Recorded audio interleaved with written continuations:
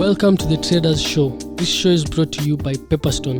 Pepperstone is an award-winning online global Forex and CFD broker. It offers unparalleled service, exceptional pricing, and fast execution speed. Hello, greetings traders, listeners. Welcome back to another episode of the Traders Show. So today we're going to talk about a very, very dear topic to me. It's risk revisited again. So we've had a couple of episodes whereby we've talked about risk, but today we are going to come back to risk again. Last week we had a topic on psychology, on about 12 ways which you can use to improve your psychology, so your trading psychology basically. If you've not listened to that, make sure to go back and listen to that. And today we are now going to risk. So these two pillars, last time I remember I said they are always intertwined, and that is why we decided to bring this topic just after we talked about psychology. So today we're going to talk about the different kinds of risks that we traders face in the markets. We are not going to talk about other risks in life. Majorly it will be the risks we face in the markets as traders, because trading is an investment game. It's about making money, and while you're making money, there's concept of risk, because we are also dealing in a world whereby we are trying to find where markets will go in the future. And the fact that we are dealing with the future, we have to handle some form of risk, because risk comes from the uncertainty of the future. So the fact that the future is unknown, you can't certainly know the future, and you're trying to make bets in the markets to see where markets will go in the future. Now that is what brings up risk in the markets, and it makes us traders now become risk managers. So for every trader is a risk manager on his own, and you need to manage your risk in order to survive long term in the markets and make money long term in the markets. So I think I'll stop there first, and I'll let my colleagues introduce themselves, then we'll continue with the topic. Ken? So hi guys, welcome back to another episode. So like Lavi has said, today we're going to be talking about risk, the different kinds of risks that are contained in the market.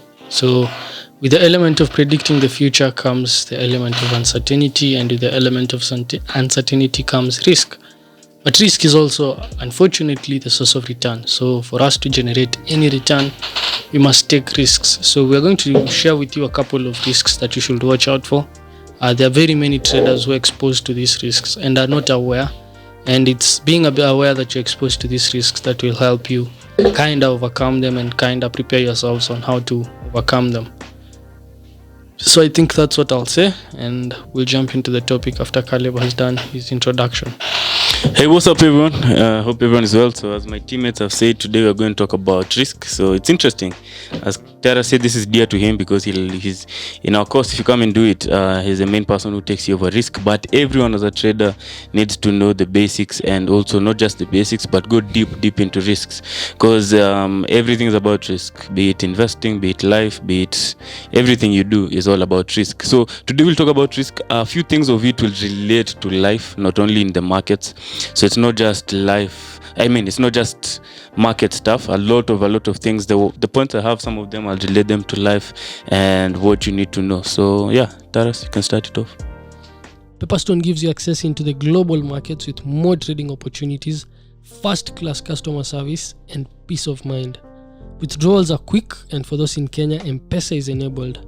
Pepperstone Markets is regulated by the Capital Markets Authority. To open an account with Pepperstone, you can click the links on the descriptions below. Okay. So to start it off, basically, I think we can start first of all by defining risk again. And Caleb, what is risk? Risk. Risk,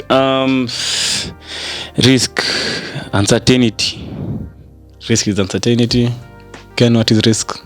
Or how do you perceive risk? For me, I think about risk in a very, very diverse way. One is the probability of losses, or a probability that you'll try and make a bet on something and you'll end up losing money in the markets. So that is the element of risk. That is the probability of you either losing or winning. So I'd say risk comes from uncertainty, but I'd define it as the probability of either losing or gaining once you take bets in the market. Okay. Yeah, I think those 2 points are very, very clear in terms of definition of risk. So for me, I always teach risk, and I start with that point. What is risk? And I put it like, what is risk in a layman's language? And risk in a layman's language is basically the probability of danger, harm, or loss happening. And for that, you are taking that risk basically to try and maybe survive, to try and thrive. And so you have to, let's say, move in life for you to move from point A to B. So you have to take some risks to move from point A to B. Like today, to may drive from home to here, it was risky. Some people maybe had accidents, but we had to take that risk to come here and work.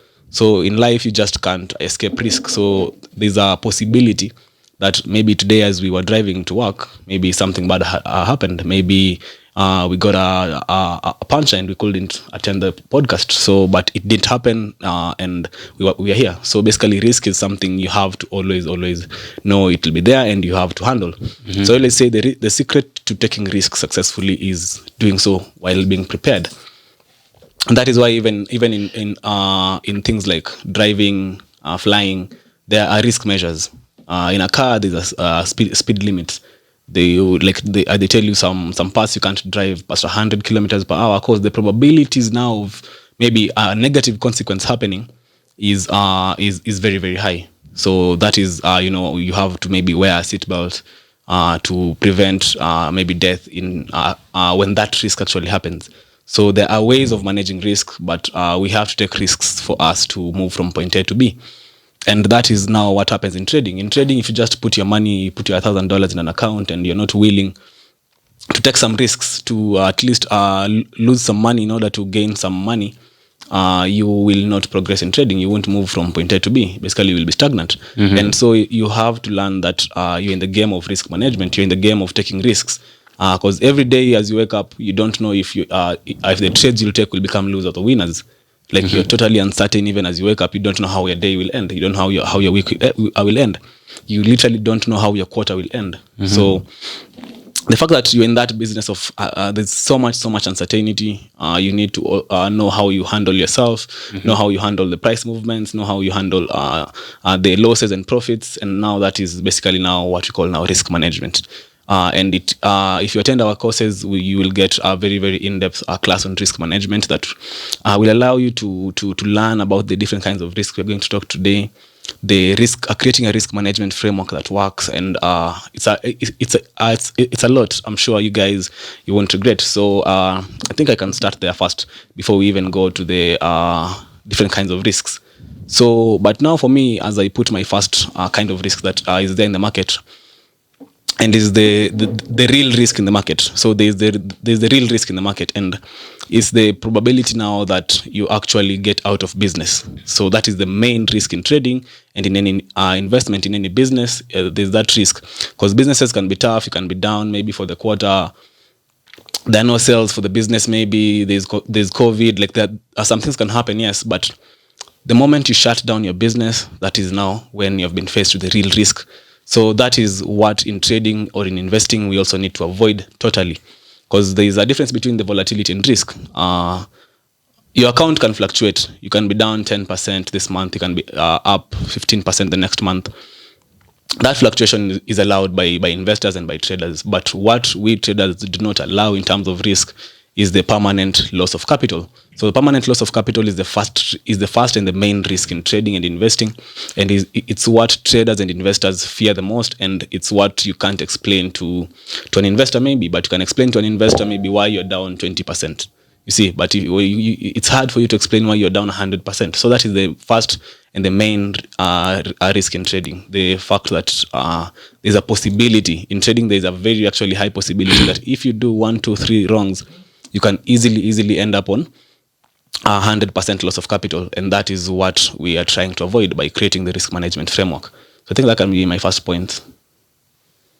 So for me, I think I tend to think about risk, first of all, in two main broad categories. So before we even get down to the nitty-gritties of the different kinds of risks, I tend to think about it in two dynamic ways, or in two very different ways.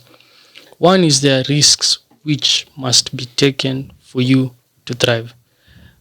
So risk is an essential part of being a human being. It's an essential part of thriving. It's an essential part of doing great things. I've not seen anyone who's done anything great or anything substantial without taking some substantial risk. So there are risks that you must take for you to thrive. but there are risks that you must avoid for you to survive. Those are the two main ways that I tend to look at risk. And even when I'm making a decision in the market, I normally ask myself, is this a risk that I'm taking to thrive, or is this a risk that I must avoid for me to survive?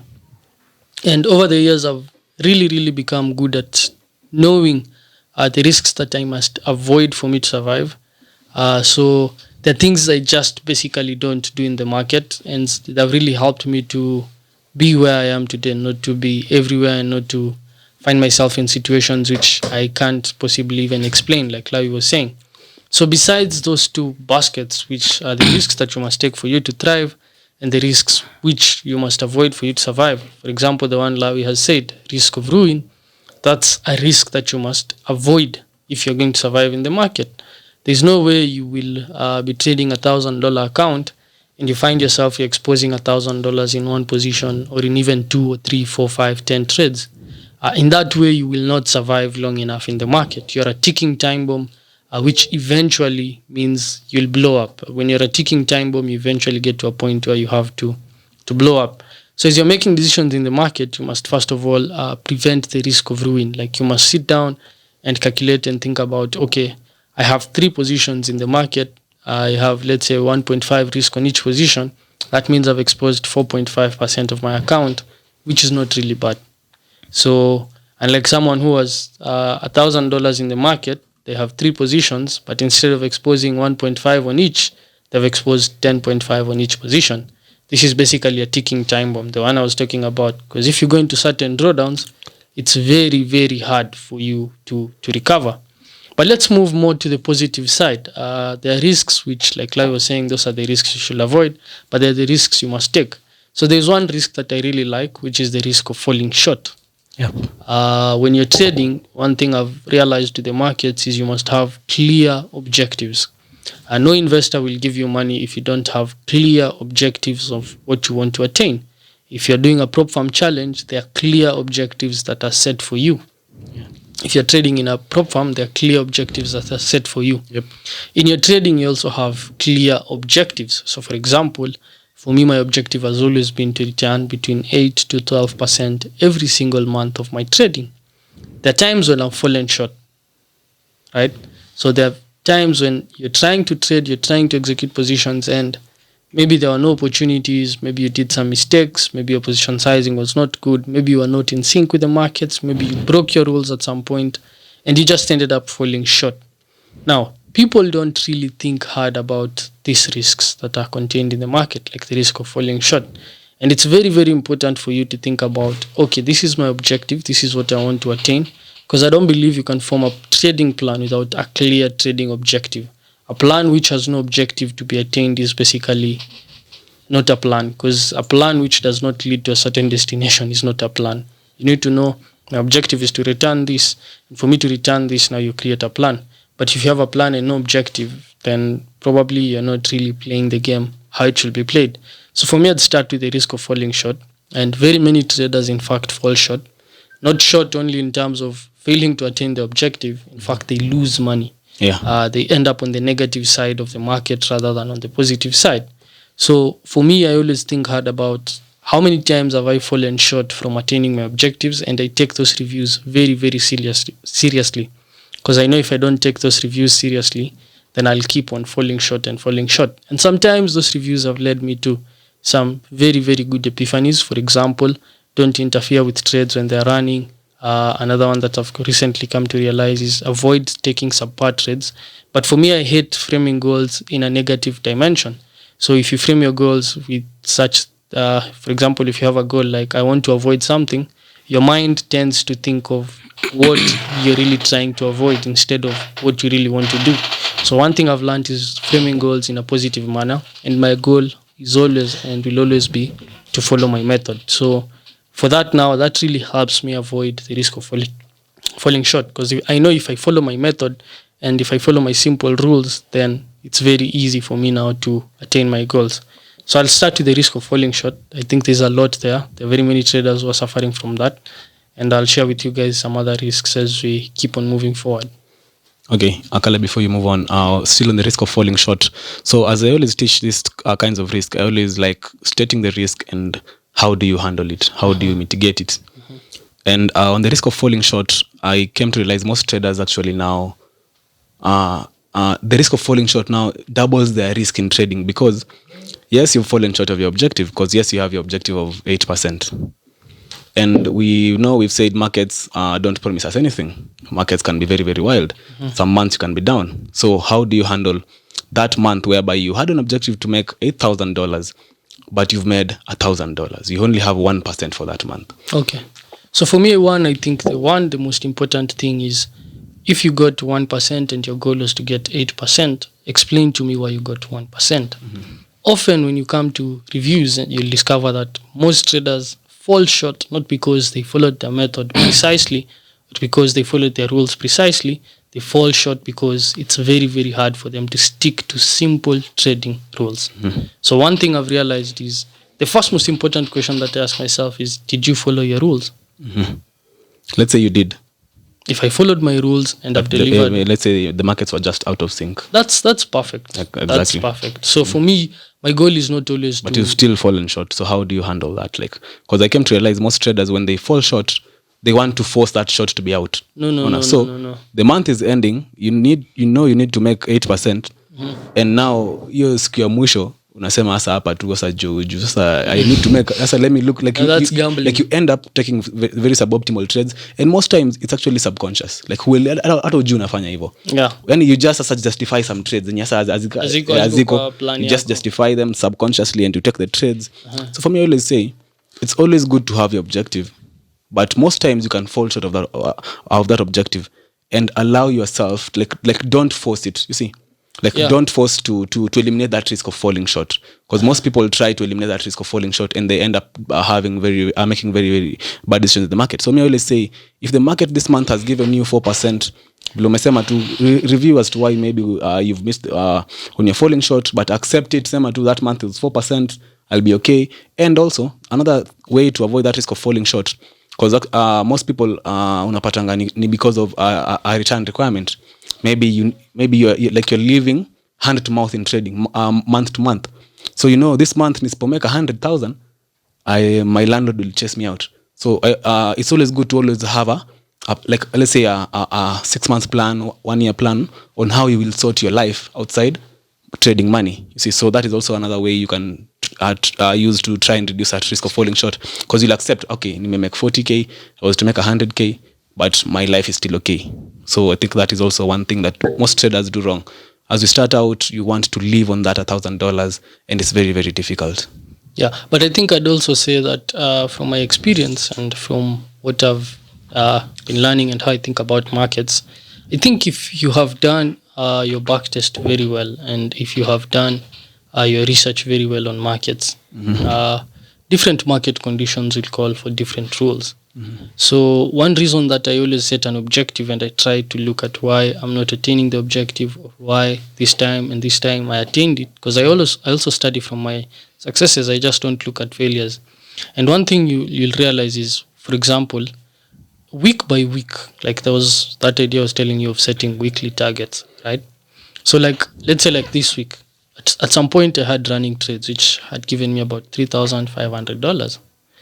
My objective has always been to make between $2,000 to $3,000 every week, right? So for that week, I have surpassed my objectives, but my trades had not met my targets, right?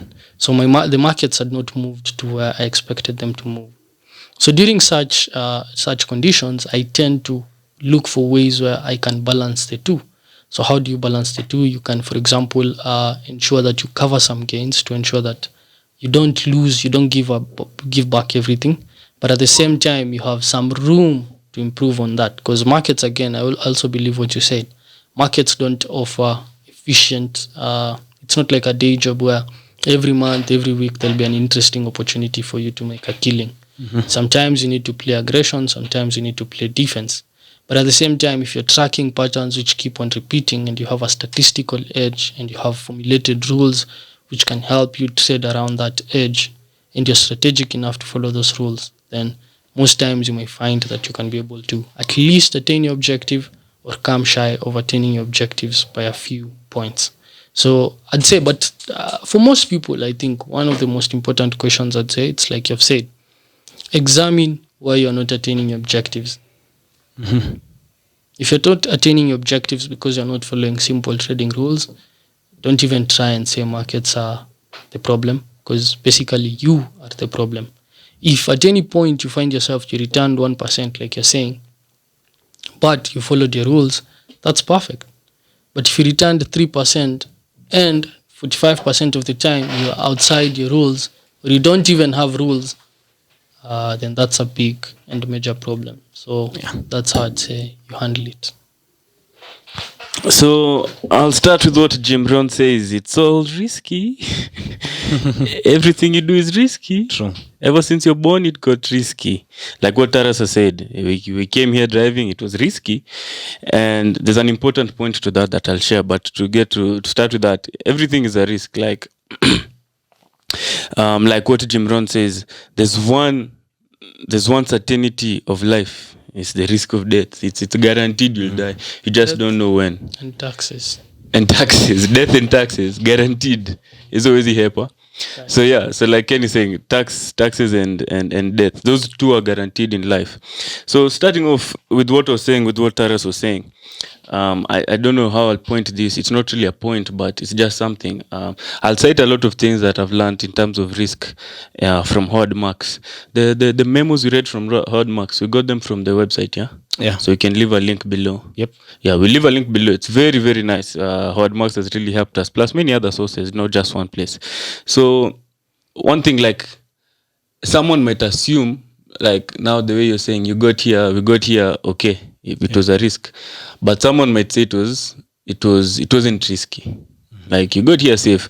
It's the same way you can take a trade and the outcome is positive. Someone might say it wasn't risky. Yeah. So we forget to bring in the point of the risk adjusted return.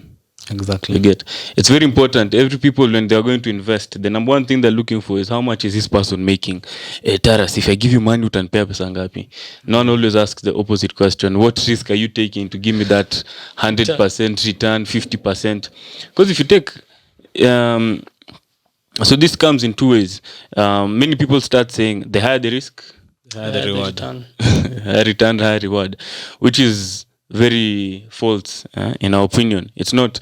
You can take very low risk and get very high returns. Most investors do that, okay? Because risk, as Howard Marks says, is a distribution of probabilities and outcomes. So it normally says in terms of outcomes, life is a distribution of probabilities. There's nothing certain. There's no outcome that you can know with certainty is going to happen. If you take, for example, I was just thinking it out. In terms of probability outcome, let's say there's this girl you're chasing. Yeah, na unasema Caleb, dem nimemngiza box, this one, and you've not yet gotten him. Or another thing like what we were doing in the office yesterday with our team.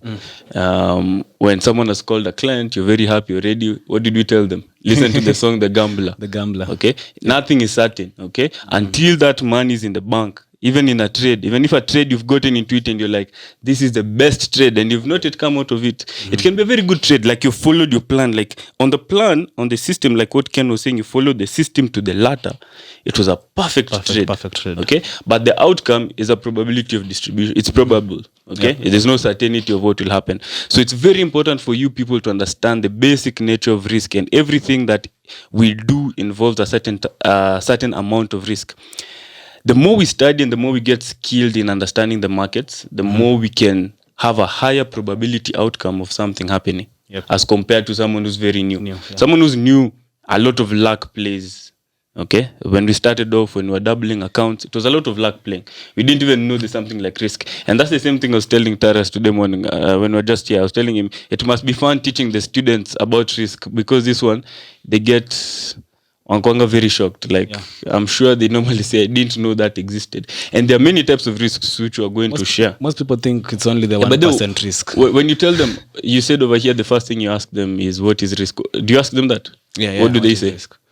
It's the same way like the way I normally ask my students, what are you in the first class, the introduction, which if you come for it, I'll start with you. I normally ask them, what's your goal, what's your future? Most people, the common answer is they want to work for themselves and they want financial freedom. They don't want employment, all that. So for risk, if you ask, Hakuna mtu anataka kufanya kazi. for you, what do people say? Self-employment ngori. Maze, Anyway. is there a common answer? Yeah, the common answer is actually they're almost always right, because they don't frame it with also the reward part of it. They omit that. Yeah, they omit that part of it. So Or rather, they don't know it. Let's not say they omit it. They don't know it. So they only focus more on the fact that I lose my money, and that is the risk they're trying to now Lose money, avoid. permanent loss. Like that, I don't see a permanent, like even to losing money. That process of trying to avoid to lose, they lose more. So like actually most people are risk averse. Like that's human nature. Like they don't like they don't like they want to avoid ku lose money, but they want return. Yeah, they want return. Yeah, so that is the major thing they say. The irony. Okay, because as we continue, the most important, the biggest risk is not taking any risk. Because what's the point? I can't even live such a life.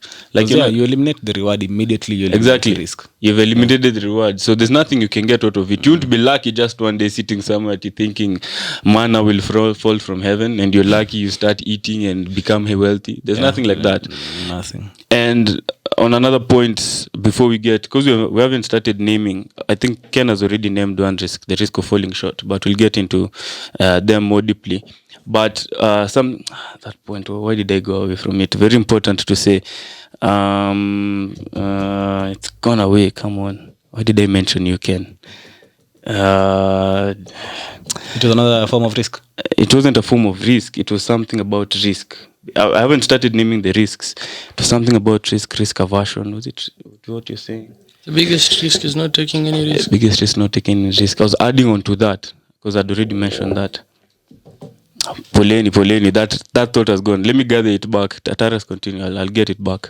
Okay. So as you can see, tumeanza tu, there are very, very many kinds of risks that we traders don't know they exist, or even some we know they exist, but some we know they exist, some we don't know they exist. And when we were starting out, we didn't know most of these risks we are facing. Tulikuwa tu tunaziface huko kwa markets, and we don't know what kind of risk is this, like what made me lose money on this trade. Unadhani tu ume lose money on that trade because it's just a normal loss.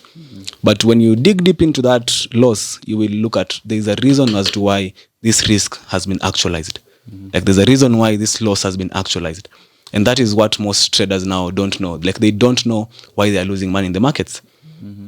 But if you go deep into these risks, the forms of risk, you'll come to understand this trade, you lost it because of this kind of risk. This trade, maybe this month you were down because you were faced with the risk of falling short. The fact that you wanted 8%, you had 4%, you did some suboptimal trades, your 4% went back to 2%.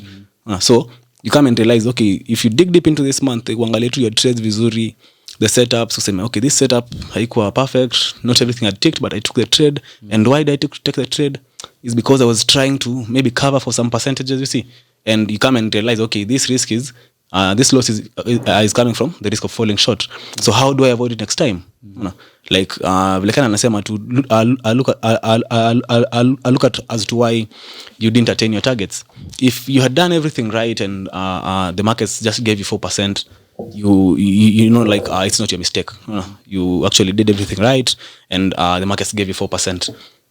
So that is why we're going to dig deep into very, very many kinds of risk. And now my next point will be risk of not taking enough risk. So in trading, you have that objective. You have an 8% objective. Making 8% objective, you can't make 8% objective when you're taking 0.1% risk on a trade. So there is that risk that, yes, opportunities were there. Your setups were very, very perfect, but you chickened out. A trade came perfectly, you were to risk 1.5%, risk to 0.5. And that 0.5%, you make maybe 1%. You also have a very, very low risk reward, you make 1%. So you see, like that will need you to make very, very many trades in pursuit of that 8%. So you always have to know how you form your system statistically to know that if average I get this number of trades, my objective is this, I should risk this. Unajua, if I risk less than this, I will easily get into the risk of falling short. You see, all these risks are almost sort of intertwined. This one affects this one, cause-effect relationship. Like this, if you do this, the outcome will be probably like this. So point is, there's that risk that traders, and this risk nimekuja kuona, it's sort of relative in terms of gender. Men take enough risks. Women tend to go for safety first, risk averse. So even for the traders I teach, I notice how men are open to taking risks. Some guy was teaching and he was like, hata mimi sitaki kungoja class, nataka tu nianze kutrade. Like I was telling him, see, you just wait to finish the classes. What course is that? We're born that way or what? Yeah. For men, I think psychologically, like the hormones you have. It makes you risk. It's testosterone. Yeah, testosterone. You're producing 10 times as much testosterone as a woman produces. So by nature, you're built. Testosterone is the hormones that make us more manly. Yeah. Women have it. Yeah. Oh, serious? Kiasi sana. They have it. Kiasi, yeah. Okay, I didn't do bio, so I'm learning. Yeah. So women have it also. Okay. And also another trait that is responsible for that is neuroticism. Yeah. So women are more neurotic than men. When you're neurotic, you tend to look for safety rather than risk. Because when you're neurotic, you're prone to negative emotions. You're trying to avoid negative emotions. So one of the ways of avoiding negative emotions like anxiety and such things is what you play safe. You don't take too much risk. So when that's the case, women tend to lean more on the safety side than on the aggression side. On the opposing side, men are more. You're less neurotic than women, and also we have the hormone testosterone. So if you have that hormone, you're more prone to take higher risks than the other person, and it's a self-fulfilling prophecy in that if you take risks and it works, then you produce more testosterone, which makes you take more risk again, and then it works. So it's a self-fulfilling thing that keeps on just moving forward. So if I find a man who's acting like a woman, mwambie uko na umama. I'm basically telling you have high neuroticism. Not really. He's acting like the woman. Okay, layman. Just my understanding of it. Don't frame it like that. But okay, so we all have again feminine traits. That is why in the human nature he says don't try to hide your femininity. Exactly. And masculinity. If you're a the woman, fact that you are raised by a mom, you have some feminine traits in you. Yep. So don't hide them. Integrate them in your personality. Yeah. You behaved somehow. Those such statements are the ones which make people now hide some feminine traits. Which trait? Which statement? Like that one at umama. Oh, they start hiding it. Exactly. Like if you find a boy crying, you of course you tell him. Boss unalia umama. And it's good for him to be in tune with his emotions. Yeah. Not hiding him to cry.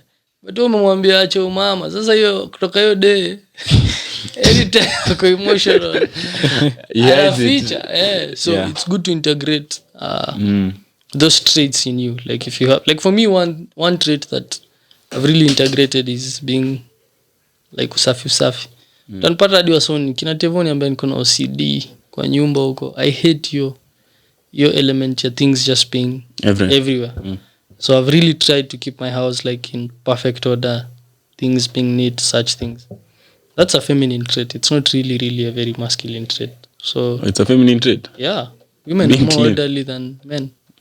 It's orderliness. It's not okay. It's orderliness. So women are more orderly than men by nature. Okay. Yeah. Okay. So I get your point. Okay. So it's hormone. So we're born like that, men. Yeah. Okay, in terms of risk. So like there's that first thing, like you need to, and just to double on that point, there's also the risk of not there's the risk of taking too much risk, which is now maybe where we men, not women, like we men tend to gravitate to. Yes. Take too much risk. Yeah, to take too much risk. And the opposite side of that is not taking enough risk. It's also like another risk. So we always say you have to know the balance between attack and defense. If you only want to be a Ronaldo in your trading, there is no goalkeeper. It's very hard for you to make money. Good point. And if you're always going for the The kill. For the kill. So if you also want to be the guy and unanga mse uko mbele ku score, Goalkeep all the time. Yeah, goalkeeping all the time. And I remember, if you share a short story, that's how I used to be, remember? Yeah, Caleb was there. Caleb was there. Kama pak basi huko nyuma. Kana umama.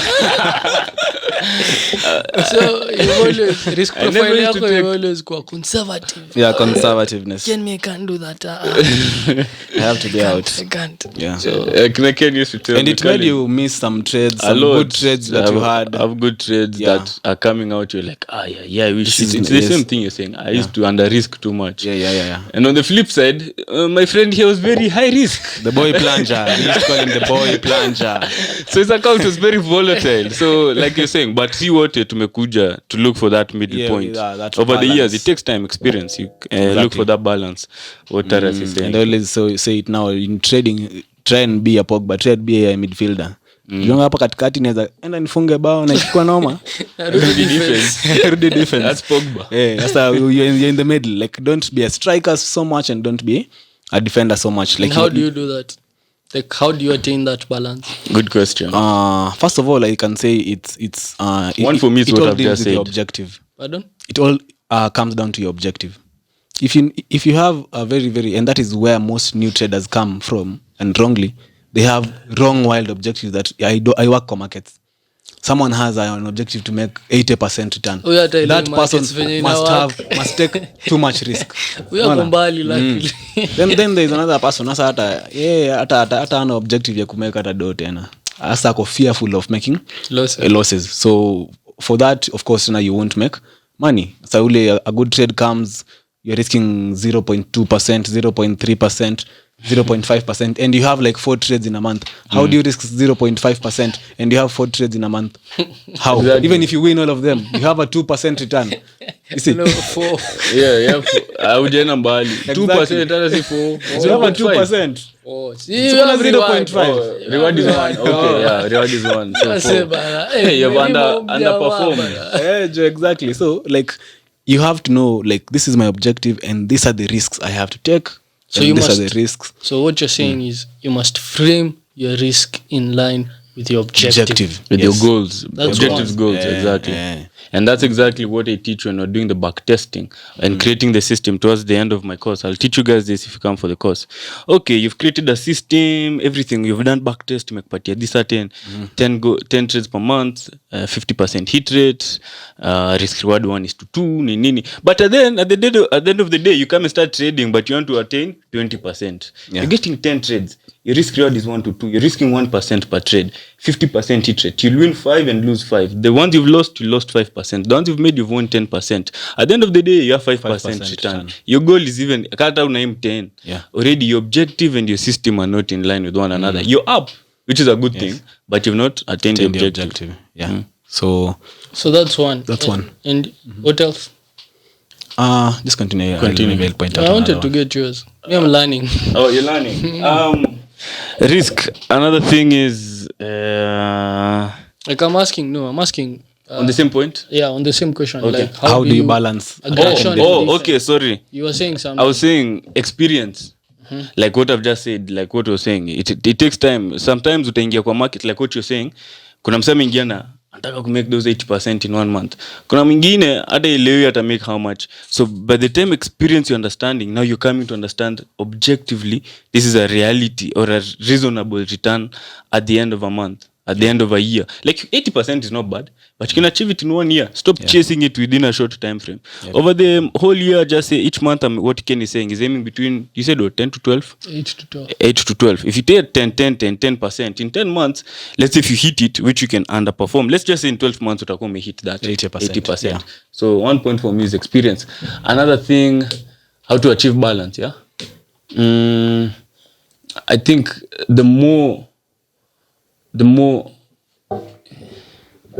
you read and understand the markets, the more you can know how to balance. For example, I was reading on the book I normally read. I don't know if it was Howard Marks or the book I read. If you're trading a market that moves, for example, average true range of 100 pips per day, Like Aussie dollar. Aussie dollar is less. 100 pips per day on Aussie. Aussie has like 30, 40, 50. Per day? Yeah. Oh, if Aussie moves 1%, which it moved yesterday on Tuesday when the interest rates came out, up 1%. Those are only 70 pips. They hiked or they lowered? They didn't. It remained Unchanged. constant, unchanged. It moved 1%. Hey, those are good days for Aussie dollar, but it's rare, and that's 70 pips. So a true average rate. Then gold fluctuate hapo tu kwa entry haendi mbali. Exactly. So my point on that is just to understand, the more you get in line, the more you read and understand the markets, the more you can become objective in getting to know how to balance. Because if you're looking for a 50, 80%, let's even the 10% return, and you're getting only 4 trades in Aussie dollar, and it has that average true range of about 40, 50, okay? At the end of the month, maybe that 40 P50 that you're getting maybe per week or per trade, haijafikia target. Haijafikia that 8%. Do you get my point? Yeah. On that. So, the more you read and understand the markets, I think the more you'll get to come in balance. Then now you can mix it like the way I normally do. I mix it with a high volatile pair, like now gold. I have gold which can move those 200 pips in a day, 300, even more. Okay? On minimum, gold can move about, let's even 100 pips per day. Okay? So, gold need to so. But I'm saying minimum. 1900 to 1922. I'm saying on the minimum side. The on the higher side, even 1,000 you can see it. Yeah, but anyway, that's my point, Ken. Yes? Okay. Or you just learning? For me, I'd say position sizing, like markets money methods. It's all about position sizing. If you're losing, cut back on your position size. If you're winning, try and risk the gains that you have. It's the same way with scaling in on a winning position, and all those ways are aimed at maximizing on your gains and minimizing on your losses. Because for example, when I scale into a trade which has moved a certain number of points, then I know what I'm trying to attain. If I'm cutting back on losses, let's say a trade is not working out and I'm very quick at cutting it. Let's say a trade is moved but it's not attaining my target, comes back, I exit at break even. All those ways are aimed really at playing more aggression when things are working, and playing defense when things are not working. So for me, I'd go down to position sizing and using the markets money methods. Those are some of the things, guys, you learn once you come for our courses. We won't go into the details of how we do those things right now. Yep. So you finished your points. I can share mine. Yeah, I may finish mine. So I have one which is very important, and I normally have it in my journal. There are 2 points I want to share. There are more points, but in this point I want to share 2. Opportunity cost and opportunity cost risk, and psychological risk. Yeah. So Ken is very deep into psychology, and he's very, part of his philosophy is that he believes a lot. Psychology holds a lot. True? Yeah. In terms of your trading success. And you can have a very, very good system. Like I like telling my students when we're backtesting in the last class that we're normally having. In the backtest, the main purpose for backtest is to improve to increase your confidence that your system actually works. Yeah. You've backtested, then it gives you sort of, hey, I've seen it working in the past. It's giving me this certain return. Let me now test it in the going forward. Now, once you from backtesting, you enter what we call forward testing. Forward testing is basically now when you're testing this backtested system to see if it actually gives you those returns you're talking about. But more often than not, we get to see that the results are always different. Very. Very different. And more indifferent, what I mean, you'll get more losses moving forward than the backtest you did. Okay? Because what we introduce when you come into the forward test is psychology. Okay? Backtest was very good. You did it. It was a simulator. It was past historical data. But moving forward, you're 1, psychological risk, and 2, you've introduced real money into the market, which is you're very attached to your money. So the fact that you're seeing a loser going straight to a loss, you start, let me jump out. 2, the winner, the market has gone towards your winner. It's going towards your target. Then you start sitting, retracing a bit. You're ready very fast. Hey, let me come out. So you're falling short of even reaching the target, what Taras was saying. So it's very, very important to get a balance of the psychological risk. Now, psychology, you can only work on it when you're trading live. Hakuna demo, backtesting, thinking you've improved your psychology, never. Or you read books, you think you've become aware. You really have to do it in the market, okay?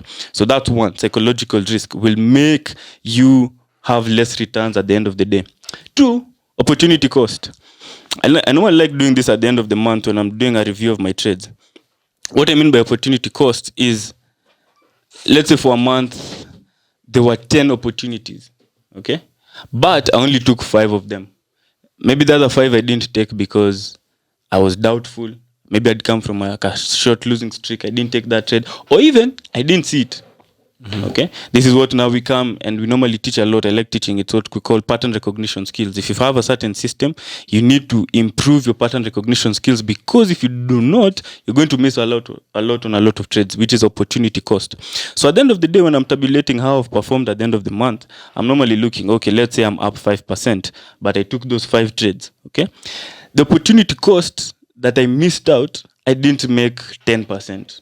So actually, I've lost that 10%. It's the opportunity cost. That's the risk. I was supposed to be up 15, but I only took the 5% which returned. So it's very important to understand the balance of those two. What is it? The opportunity cost. Understand the trades that you've taken that give you a certain return, and the ones that you missed out that did not give you a certain return at the end of the day. So that I hurry and get more points. Evo. One last one, which I'll share. This my point. We'll continue. Risk of permanent loss. The risk of ruin. Risk of ruin, exactly. So, risk of ruin. What are we really talking about? This is the risk of blowing your account. The dead cannot be brought back to life, and we like talking about this a lot. If your account is going to zero, ukisema ulienda kwa shamba, ulikuwa unaenda kuchimba, on the way Ken ama let me say Ras nanakaa mwizi. Ras that I'll take personally. Taras on the way. My heart. Alitokea out of nowhere, took your gem and left. There's nothing you're going to reap out of your shamba, even if you're there. What you're saying in the market, a permanent loss, risk of ruin, you're out of the market. Now you're missing all the risks. Now ziko on you. Opportunity risk, you're not having any risk. Risk of taking any risk. Risk of falling short. All of those things are happening to you. Umefika kwa shamba yako, you're looking at it, you're seeing those good things you want to reap, but you cannot. Okay, so permanent loss, risk of ruin, as Tara said. So yeah, Ken. I think for me, going back into, because I'm trying to focus more on like retail traders and people who also don't have really that much money, because you could go into things like liquidity risk and certain things, but some of those risks don't face really. We'll just people. give them shout outs towards the end. Yeah, but coming back to a trader who's starting out, a trader who's working, the risks called systematic risks, right? True. So systematic risks are very, very simple, and I personally faced them actually. When I started trading out, this is how we test out ideas. We'd study a pattern like you're saying, maybe I've observed it, and then I'd start trading it immediately. Baby peeps, you've seen it, now you're trading. I'm trading it. Now apparently, some of the ideas which I thought were very, very good are work. They're basically nonsense. They can't work. It's just bullshit. And so I went back and I backtested some of the setups I thought were very, very good. Very, very cool. And to my surprise, most of these setups were work. Like, in fact, what I thought would work really didn't work. So I really like telling any student who comes to my class that after this, ensure that you go and test what I've taught you. Such that I want you to develop the confidence, not to trade saying Ken told me this and that. And also I want you to frame your own rules, because once you do your back test, you frame your own rules. True. For me, I take the markets right now as a lab. A lab. Okay. It's like a science lab where scientists basically have hypotheses, but they have to test them to see if they really work. And they do research. A trader is basically a mix of those two things. You're doing research, and then you're taking risk based on the research that you've done. So the markets for me are like a lab. Once I have a pattern that I think can work, or I have an idea that I think, okay, maybe I can trade like this and like this, then I always go back and I try to look for rules which can help me trade around it. I frame those rules, and then I start trading it by using my backtest. I'm sure you've seen me do my backtest. Of course, yeah. And then I try and tabulate the results to see, does this make sense in the long run? And can I work with it? And one thing that I was actually telling our interns, like I was telling Kiniti, that listen, you have a system, but you don't have rules. You're just trading ideas. You have not formulated good rules which can be used in the long run. And once you're doing that, you're not strategic. You're trading based on your opinions and based on what you think about markets. And you will not make even a cent doing that. Because what really happens, like I was watching the charts yesterday, and I saw Lavi on your charts, because now the way we're seated, like I can see your charts. On your Euro-Yen pair, on the daily chart, you had plotted that you expect it to move to R1, and then you take that trade expecting a collapse to P. Right? For me, I was thinking of this market going to P directly. And what that taught me was how you've trained yourself to think about markets is what blocks you from seeing everything else. And that works and it doesn't work. How does it work? It works if how you see the markets is working in the long run. For example, he does not take part in anything else other than the setup which he was expecting. So that's how he's trained himself to think, right? Personally, I have my own way of thinking, and once I see a setup, I will see it and maybe he won't see it. But it's that idea of I can see a setup today, he can't see, and tomorrow he can see a setup that I can't see, that will make us money consistently in the long run. And it is for that reason that you must also develop your own method and your own system. Now, anytime I come across a trader and ask him, what are your rules of trading this pattern? What are the systems that you're using? How have you calibrated it? What's the average risk reward? What are the confluences you're looking for before you take a trade? What are the signals? If you don't have those things, then I just know you're in a hole. There's a high chance you're not making money, because of all the traders I've met, both physically and also from reading and watching videos, I think I've met a couple of traders, and I feel like I've interacted with most of them. I have only met one person who relies straight out of intuition and makes money consistently. Just one. Who's that? A guy in Market Wizards. Okay. Just one. He said he doesn't have a system. He doesn't have I got a feel of the market. a feel of the markets. And he says he uses Zen philosophy to understand. Once he has 2 losing trades in a row, he knows the feel is over, and he goes back to paper trading until he develops the feel again. That was the only person I've seen make decisions without a systematic way of thinking about markets. Okay. Anyone else who does what he does is a loser. And I don't see why you'd want to bet on that. Everyone else that I've met has a systematic way of doing things. They have certain rules that they abide by, including Kina Warren Buffett. They're value investors. If you come to Bill Ackman, they're value investors. If you come to Howard Marks, they're value investors. If you come to Jim Simons, he's an algorithmic trader. And everyone has simple rules that they adhere to, simple strategies that they follow. And if your intuition develops out of that strategy, that's perfect. Because like for me now, the pattern that I trade, I can see it even before it forms. Like I can just see how the market is behaving. My pattern is coming in here. Once it just forms, it's about reacting. You get? So I find it very, very funny if you're facing those systematic risks, because it's about just looking for past data, doing your test, and then coming up with clear variables that can help you make decisions in the market. So that's one risk which traders face, and they shouldn't really be facing if they can follow the process. Yep. So for that risk, you have to go back to system development. Yeah. For me, for that, you have to go back. Before you even start for testing your system, like I've said, it's like let's take a perfect example, medicine. You're developing medicine. Before dawa ya COVID tupewe sisi wote, ilitestiwa on rats, ikatestiwa on a certain sample of people kwanza, and then it started now being manufactured mass. In the markets, it's the same. Test your idea on 15 years of past data, come up with clear variables on how to trade it, then now forward test it.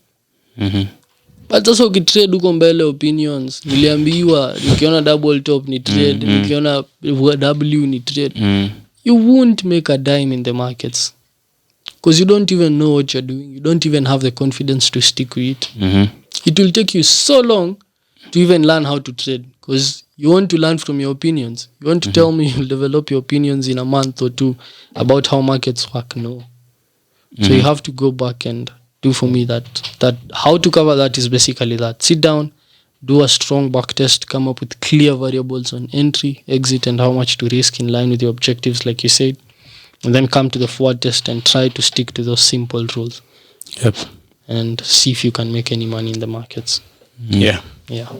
So I continue. Yeah, continue. Okay, so the next point I have is I think most traders, especially in our economy, we face is the risk of not having enough money to trade.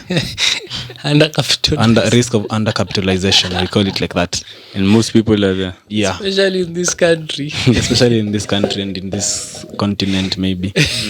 But yeah, in trading, we always say risk makes sense to guys trading big money. If you're trading $50, hiyo ni kitu hata ukipoteza size kesho unaweza omba upate tena $50. So even like when you're trading $50, what is your objective? See, it's already wrong because you'll just want to make maybe another $50 and that is 100% return. If you have $50, are you willing to just make 5 shillings, 50 shillings? You see, and be okay with that? Like that is $0.5 return, and you're okay with that? Someone will not, even you can't position size well on that account. You cannot actually, not even position size well. You cannot position size on that account. So the fact that $50 account, hata 0.01 ufai kuweka. Too big of a risk. Unless now you take the leverage risk, which will come to it.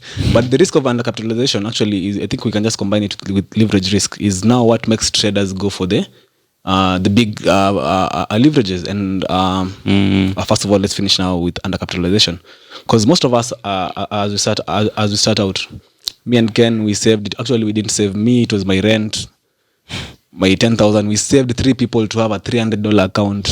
You see, like trading in one laptop. So that's and we thought that was like we had even quit school, my friend. And really serious. And everyone is executing their own ideas. And we are thinking tuko tu sawa. No. So the fact that most of us in trading, we come in from the wrong perspective. Like trading is not a small man's game. This game near big fish, big boys, near the big boys. Like Avantap says, if you have anything less than $50,000, you are not learning how to trade well.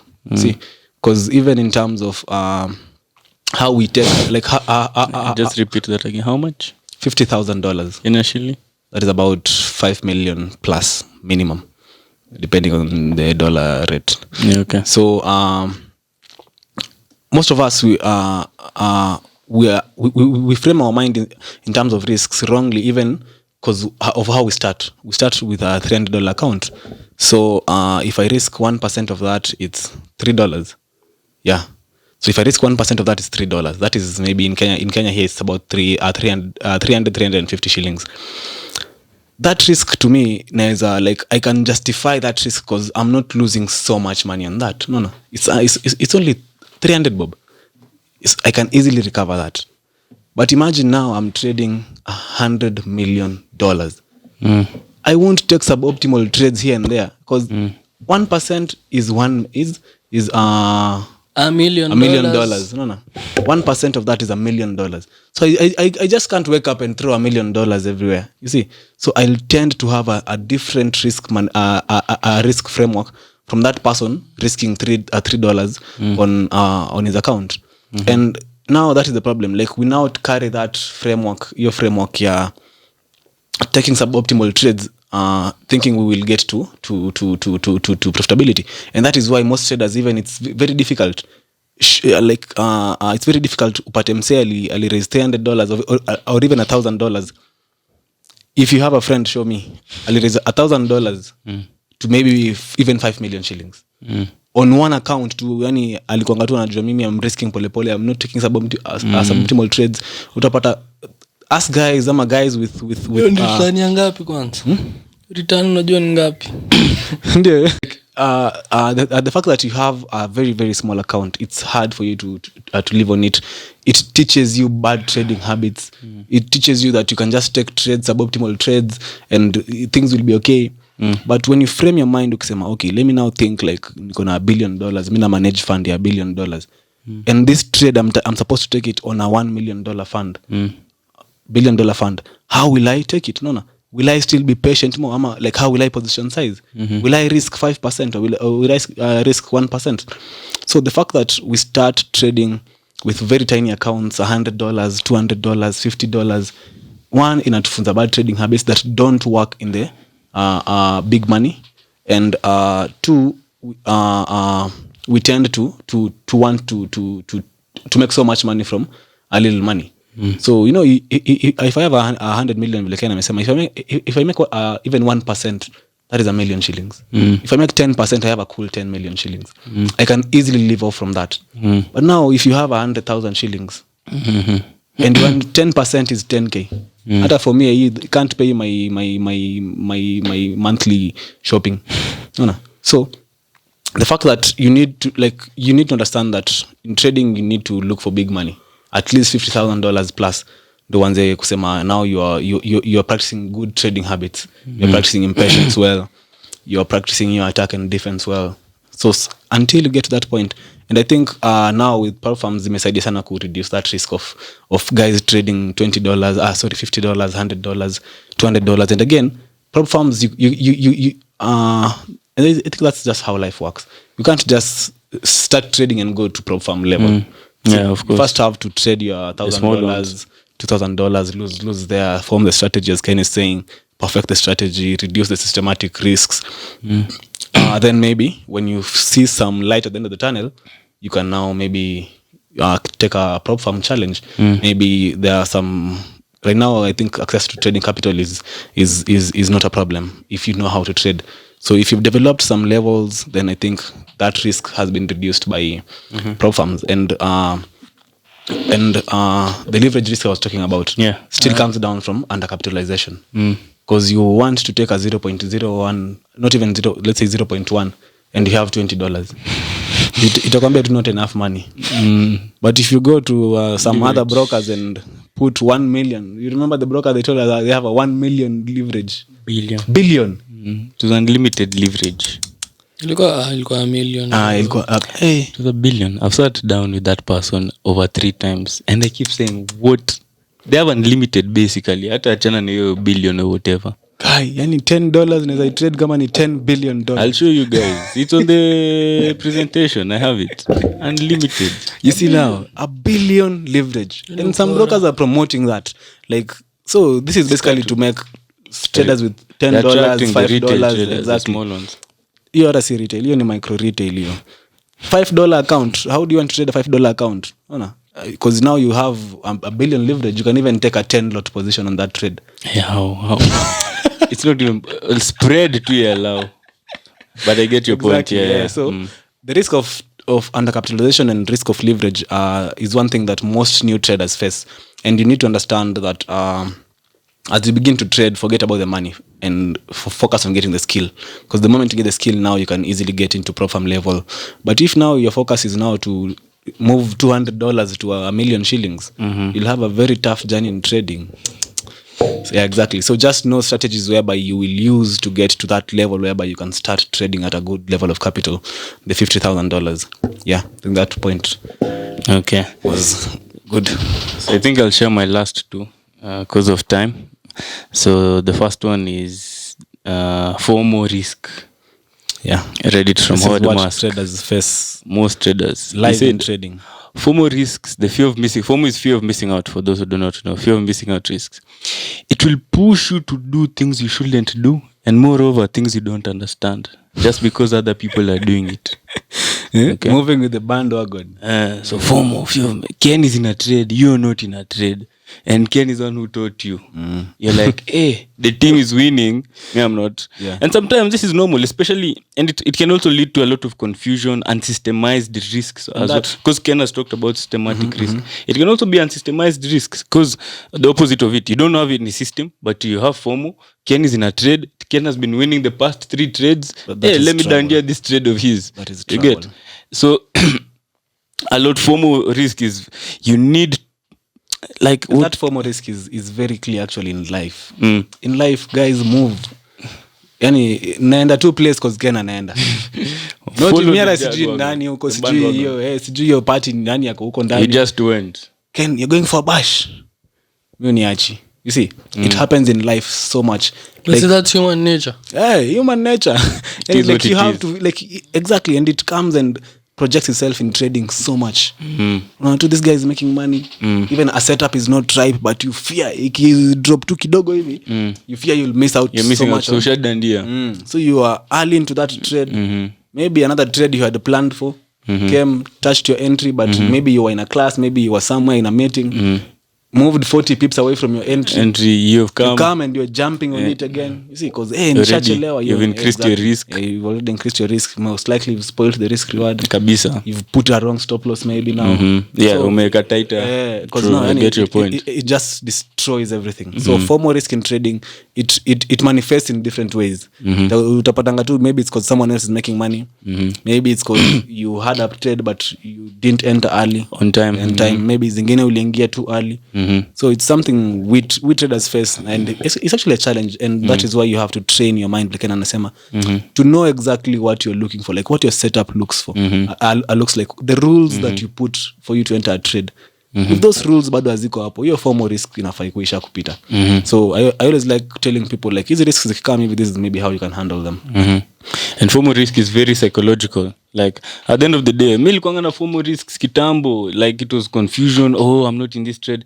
But with the time you came and understood, patience pays. Just wait for this. If it came and left you, if you understand, if you have trading philosophies like the market is an arena full of trading opportunities, you won't have. Let me not say you won't have. It will reduce your FOMO risk.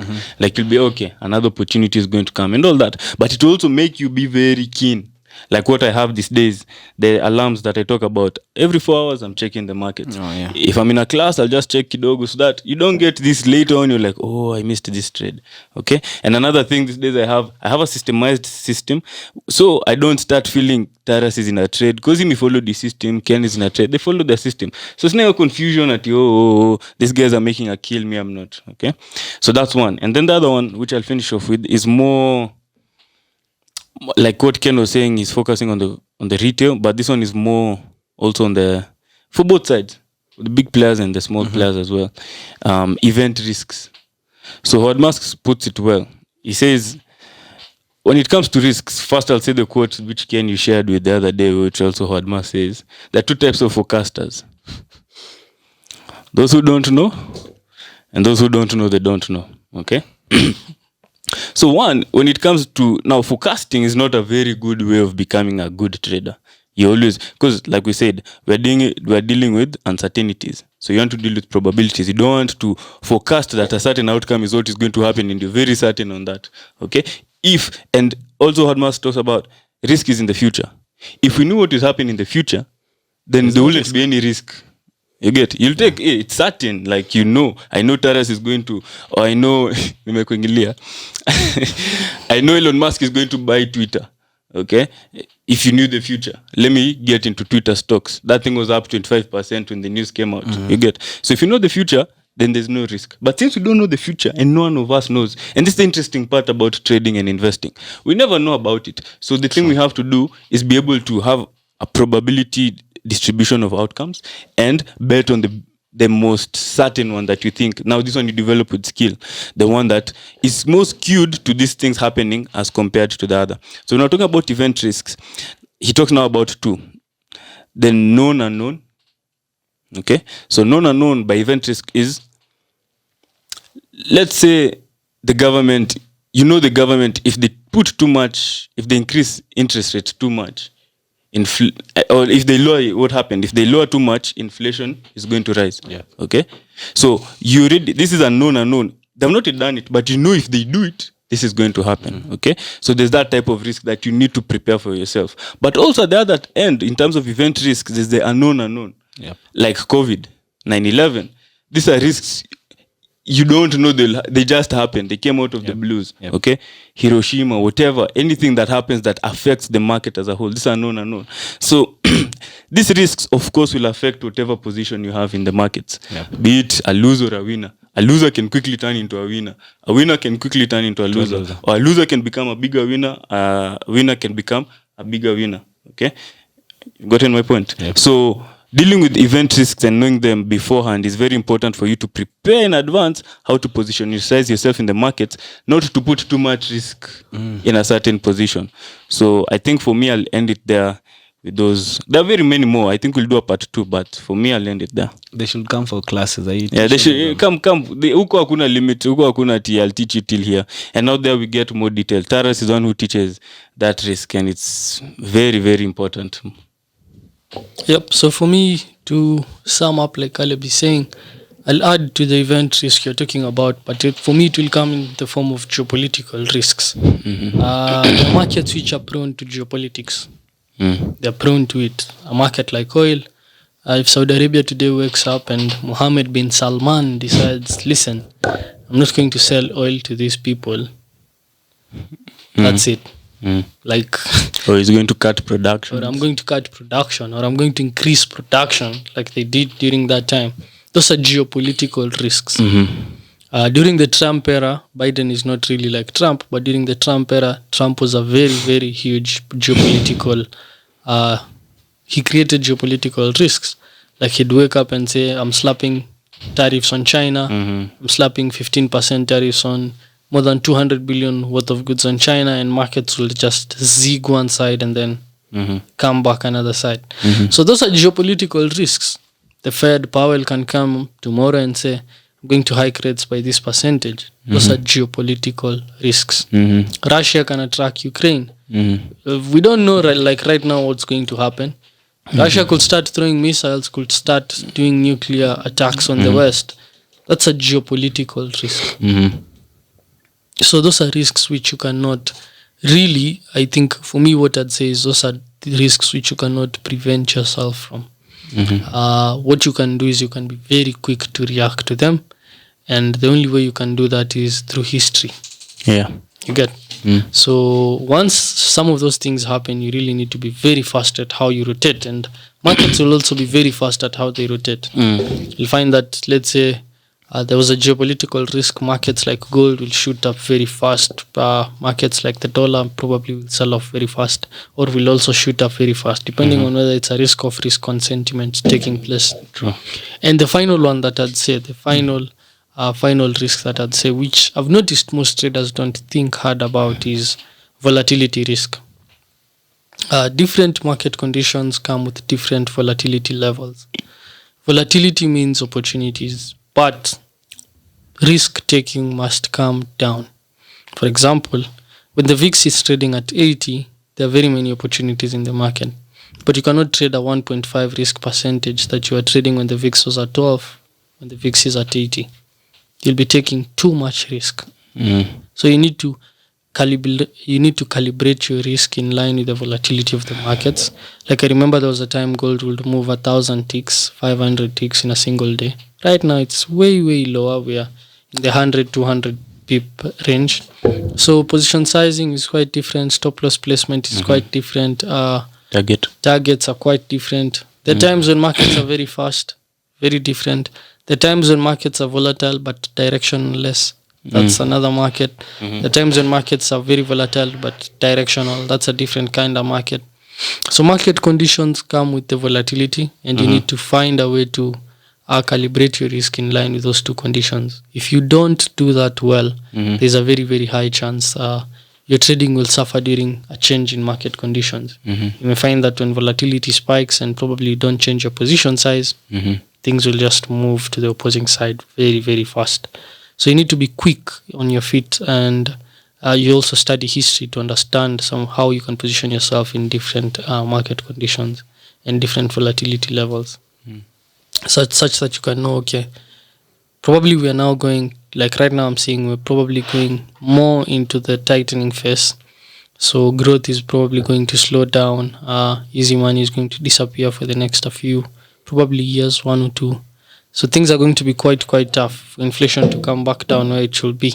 True. When those are the market conditions, that tells me probably there'll be a lot of volatility as we see how the rate hikes will seep into the economy and will seep into the market. So those are just ways of positioning yourself, ways of being smart around how you trade and how you position yourself in the markets. And they'll definitely pay off if you can be able to be smart around how you deal with them. Yep. Okay. I think we've said more than 10 types of risks, which I think resonates to most retail traders. Some resonate to institutional traders. But I think to sum it up, I'll add one more or maybe two more. I have one is concentration risk. So there's a risk of a lack of diversification. If you look at the legendary billionaire Ray Dalio, he believes diversification is the only way to make money long term in the markets consistently. Like reduce risk. Yeah, to reduce risk. So without reducing return. That is what he says. So diversifying allows you to like spread your eggs in different baskets. And I remember, Caleb, you mentioned it faced you maybe in cryptos. You were very, very concentrated in one coin, and you missed moves, very, very big moves on many other cryptos. So concentration risk, it relates to retail. Now I'm not. Now I'm you're diversified. Exactly. Yeah. So you see, he learned from that practical risk. So for retail traders, basically you also have to know like which markets you're trading, how are they correlated. You don't want to be trading very, very dollar heavy pairs only. You don't want to be trading maybe only commodities only, because maybe you're trading markets that sometimes when as Caleb as Ken was saying, like different market cycles and different assets will perform very, very differently. So you want to know how you will move your portfolio to this side when maybe cryptos are doing well. You want to see how you'll move to cryptos. When commodities are doing well, you want to know how you'll maximize on the oil move. If maybe currencies are not moving well, you have positions maybe on other asset classes. And it happens also to institutional levels. Now for them, they just don't trade currencies. They have some money in currencies, they have some money in bonds, they have some money in real estate, they have some money in other funds. So you always have to diversify your portfolio. Putting everything in one fund can easily make you miss on some other returns somewhere else. So you always have to know how you will diversify your portfolio well to at least maximize on returns and reduce risks. Because when you put everything on one basket, when it breaks, everything is down. But maybe when the asset class, your cryptos maybe ziko down, maybe currencies are up. Or maybe when your currencies are down, when your forex is down, your cryptos are up. So at least you can reduce the risk and still increase the return. So that is concentration risk. Then the other risks you've mentioned them, but as you continue just on that one, because you're also dealing with the diversification. Peter Lynch says, as much as you're diversifying, don't go too much. It'll become now diversification. Exactly. You've gone too much such that you're minimizing the returns again. Exactly. So you need to get a balance. You need to get a balance. Like you need to know these are the asset classes I'm watching. And if you look at most people, they don't have 10, 15, 20 asset classes. They just focus on maybe 3, 4, 5. Not so many. Don't go too much again. Don't go too much again. Yeah. So that is one thing. Then there's I was saying like the other ones you've mentioned them a bit. It was black swan risks, the one you were saying, the unknown unknowns. So there's black swan risks. There are risks that they happen, yes, but they are rare. You cannot easily quantify them. You can't even know, for me, let's say I know interest rates are rising, maybe not rising, but there's an event on interest rates on 4th of May from the States. So najua it will affect markets. But some things happen. Black swan basically it's called the black swan risk because black swans are rare. Like very rare. Most swans are white. So you don't know where you'll find them. You don't know where they'll come from. So finding that one black swan event is very, very rare. And they affect markets. Ken, you had some losses on black swan risks on oil. You see, like it just makes you like there are things you can't control. The market moved over the weekend. Your stop loss was not affected, and you lost maybe more than you had planned to lose. So there are certain risks in the markets that sometimes actually brings a lot of traders down. Even big funds, they come down because of such such events. So remember, Ray Dalio had to book a 15% loss of $200 billion. Yes, in during COVID. 30 billion. Yeah, around something like that. you see, so like like it affects people a lot, and there are things you had not planned for it, because the market had moved I think about 35% in the last 3-4 years, and market wipes out almost 40% in 4 weeks. So these are things that no one had planned for, and it affected markets in a very, very strong way. Then the ones, can you say, for geopolitical risks, I tend to frame it as fundamental risks, basically. So there are fundamental risks. All those are fundamental risks. And if you are a technical trader, fundamental risks can heavily affect you. Maybe you had a very, very good trade running very, very well. Then interest rate changes. For you, maybe you are your target was 100 pips. Your market had moved 50 pips. Then at 9 p.m., a very sharp spike to your stop loss, just due to fundamental reasons. So sometimes fundamentals can affect your technicals and maybe destroy some setups that you had. And if these fundamentals were not to happen, maybe your setup would have just moved to your target. So there are also fundamental risks, as Ken is saying, geopolitical, fundamental, depending on how you choose to frame it. So that is, I think, enough for today. We've even passed the time we were to shoot. And if you guys want to learn more about risk management, all these kinds of risks, how you mitigate them, how to create a risk management framework that works in the market for yourself, you can come to our offices at Jacob Towers, 17th floor. We are always there Monday to Saturday. You can always visit us, book an appointment. We also have a virtual inductions. We can take you through what we do through maybe a Zoom call, and maybe you will get to learn from us and join our team. So I think we'll stop there. It was nice sharing this information with you. If you want to learn more, of course, come to us, and you will be sure to learn how to manage risk, because that is the only way you will survive in the markets long term and not lose everything, and make money in the money long term and be a successful trader. So risk management is the only way to be in the markets long term. So you have to put very, very strict rules in terms of your risk. You have to obey risk. You have to be focused on risk management.